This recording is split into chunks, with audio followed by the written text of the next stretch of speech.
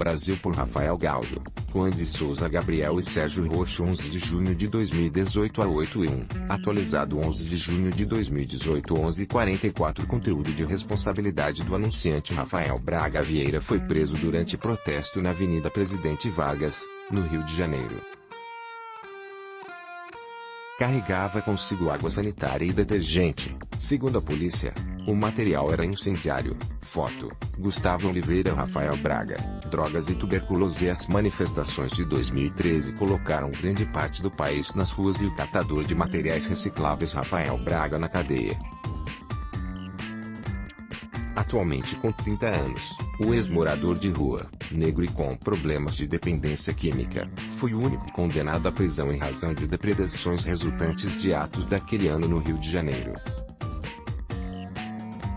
Está em prisão domiciliar para se recuperar de uma tuberculose que adquiriu na penitenciária Alfredo Tranjan, Bangu 2. Cumpre a pena numa casa simples na comunidade da Vila Cruzeiro, no Complexo da Penha, zona norte do Rio. Ela foi comprada com recursos de financiamento coletivo promovido por movimentos sociais, que conseguiram sensibilizar 1.141 doadores e arrecadar R$ 101.503.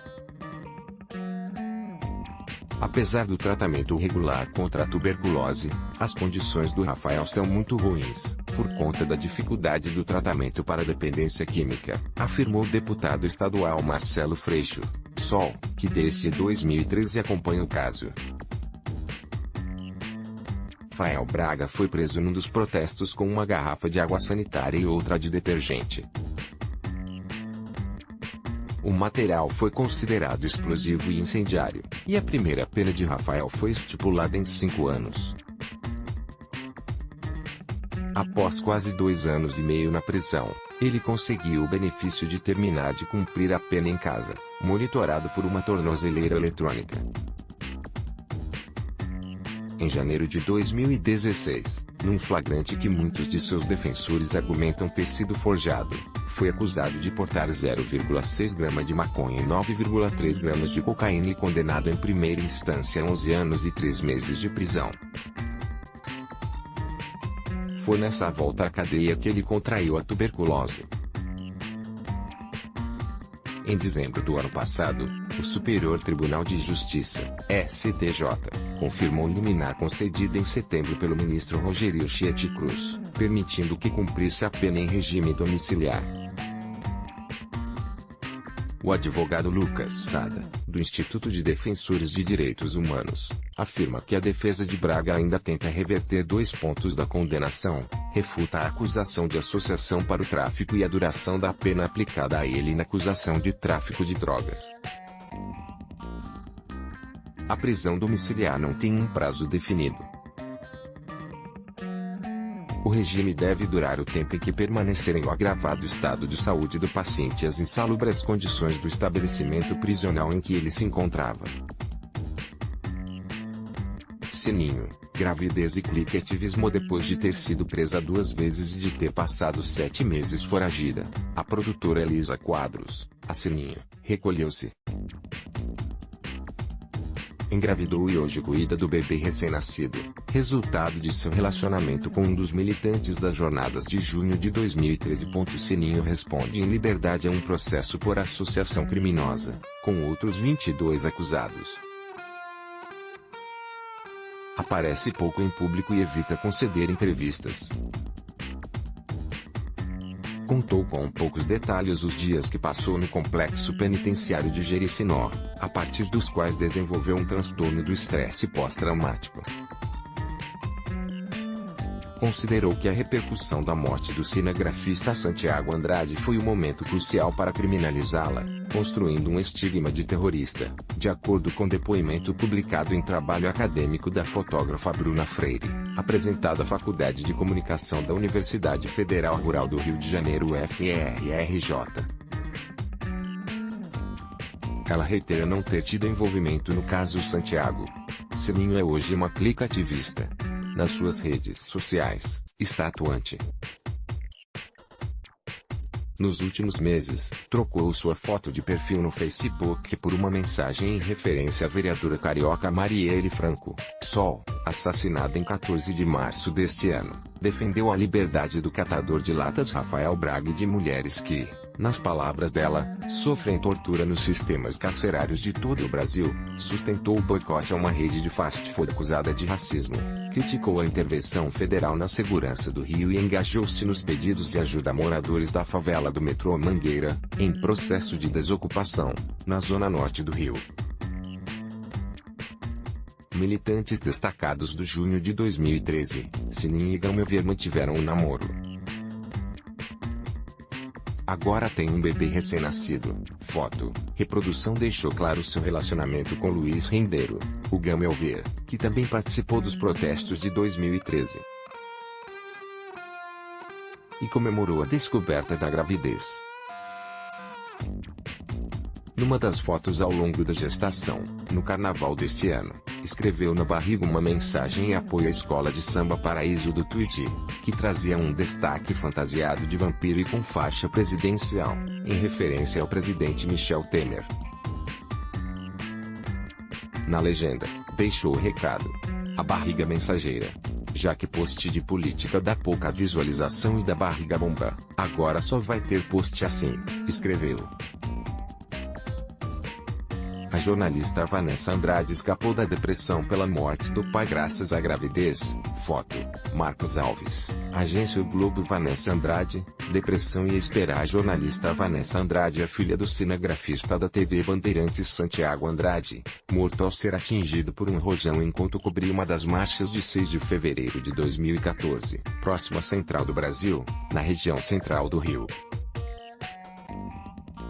De lá para cá, vive uma batalha judicial pela condenação dos 2 manifestantes denunciados pelo crime. Hoje, com a pequena Maitê, neta de Santiago, no colo, afirma, foi a gravidez que a salvou da depressão. Pouco mais de 3 anos depois da morte de Santiago, em março do ano passado, ela descobriu que aguardava a menina Maitê, atualmente com 6 meses. Foi o motivo que a jornalista encontrou para impor uma virada no longo período de isolamento, em que se sentia completamente infeliz. Era como se meu mundo tivesse parado naquele mês de fevereiro. Simplesmente deixei de existir. Trabalhava e voltava para casa. Com ajuda psicológica e força de vontade, entendi que precisava seguir. Mas só ressurgi, de fato, quando veio positivo no meu exame de gravidez. Era a continuação de nossa família, a realização do sonho de meu pai de ser avô. Durante a gestação, sentia que ele estava a meu lado em todos os momentos. Agora, a Maitê está aqui nos meus braços, é a luz da minha vida, disse Vanessa. A aflição da família segue na espera pelo julgamento dos 2 acusados pela morte do cinegrafista. Integrantes do Mídia Ninja usaram celulares e até carrinhos de supermercado para agilizar a cobertura dos protestos. Foto. Mídia Ninja. Expansão e militância nas ruas, ombro a ombro com Black Blocs, socialistas universitários e a classe média cansada. Despontou a Mídia Ninja, de narrativas independentes, jornalismo e ação, um coletivo de jornalistas ativistas que se embrenhavam nos protestos e, com o celular na mão e uma conexão de internet periclitante, transmitiam tudo pelas redes sociais. Os ninjas não observavam os protestos a uma distância segura, misturavam-se ao povo indignado.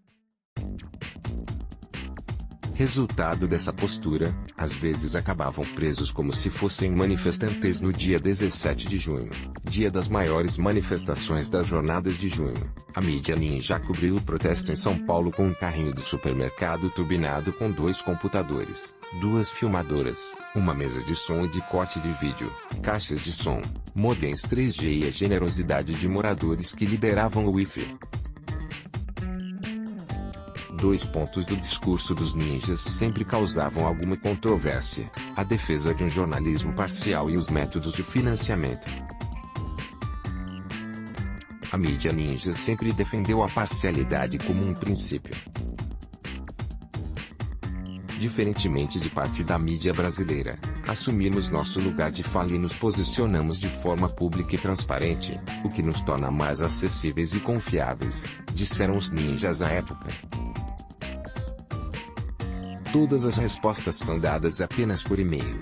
Segundo a mídia ninja, é assim porque as perguntas são respondidas coletivamente. A mídia ninja afirma ter crescido muito de 2013 a 2018. Atingimos mais de 2 milhões de seguidores em diversas plataformas, informam. O coronel Benedito Meira, comandante da PM durante as jornadas de junho, ao lado do então secretário de Segurança de São Paulo, Fernando Grela, foto, Eliara Andrade, agência O Globo. Coronel Benedito Meira, da PM Verança no comando da Polícia Militar de São Paulo. Nas jornadas de junho estava o coronel Benedito Meira. Em nenhum momento, a Polícia Militar passou por uma crise como aquela. Tive dificuldade de toda a ordem, com a imprensa, com os policiais meus que sofriam agressões, contou Meira, hoje vereador em Bauru pelo PSB. O coronel passou quase 3 meses dormindo no quartel da corporação.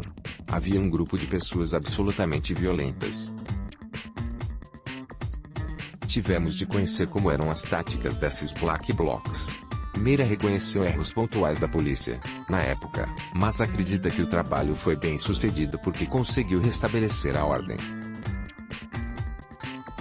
Às vezes, foram cometidos alguns erros de estratégia. Às vezes, houve uma tropa ou um policial que extrapolou. Na avaliação do ex-comandante da PM, os protestos de junho de 2013 não foram espontâneos. Entendo que aquilo tinha um condão político. Aquilo era uma coisa organizada por um partido que queria desestabilizar o governo, tanto estadual como federal. Porque não se repetiu mais se passamos hoje por uma situação bem mais crítica.